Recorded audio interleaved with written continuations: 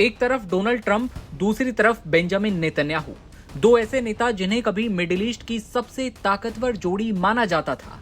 लेकिन अब जो खुलासा हुआ है उसने इस दोस्ती की पूरी तस्वीर बदल कर रख दी है। दावा है कि कैमरों के सामने मुस्कुराने वाले ट्रंप नेतन्याहू को पीठ पीछे गालियां देते हैं, वो भी गंदी गंदी गालियां। जी हाँ, ये बड़े खुलासे हुए हैं नेतन्याहू और ट्रंप की जोड़ी को लेकर। इतना ही नहीं, एक फोन कॉल में ट्रंप इतने भड़क गए थे कि उन्होंने नेतन्याहू को जमकर खरी खोटी सुनाई थी। कहा गया कि हर कोई तुमसे तंग आ चुका है, यहां तक कि वो लोग भी जो सालों से तुम्हारे समर्थन में खड़े रहे। सवाल यह कि आखिर ऐसी कौन सी बात हो गई कि इजराइल के सबसे बड़े समर्थक माने जाने वाले ट्रंप साहब नेतन्याहू पर बरस पड़े, उन्हें गंदी गंदी गालियां दे डाली। क्या गाजा युद्ध ने दोनों नेताओं के रिश्तों में जहर घोल दिया है? और क्या ईरान युद्ध खत्म होते होते ट्रंप नेतन्याहू की दोस्ती भी खत्म हो जाएगी? कई सारे सनसनीखेज खुलासे हुए हैं। दरअसल लेबनान और गाजा पर दोनों दोस्तों के बीच हुई इस गर्मा गर्मी की पूरी डिटेल लीक हो गई है।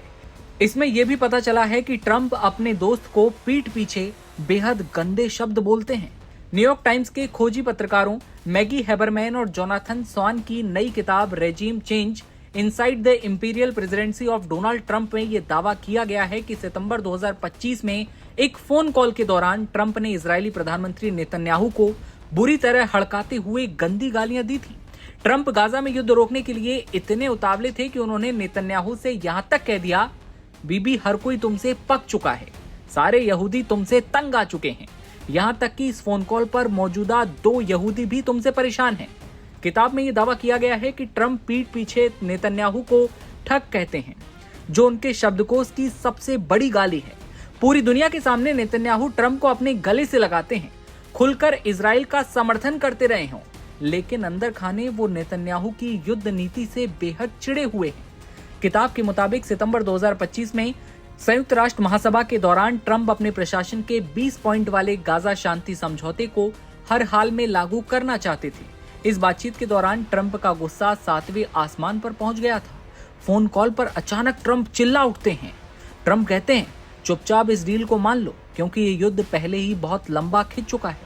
ट्रंप ने नेतन्याहू को चेतावनी दी कि वे सीजफायर डील से पीछे नहीं हट सकते। उन्होंने याद दिलाया कि जब पूरी दुनिया नेतन्याहू के खिलाफ खड़ी थी, तब अकेले ट्रंप ने उनका साथ दिया था।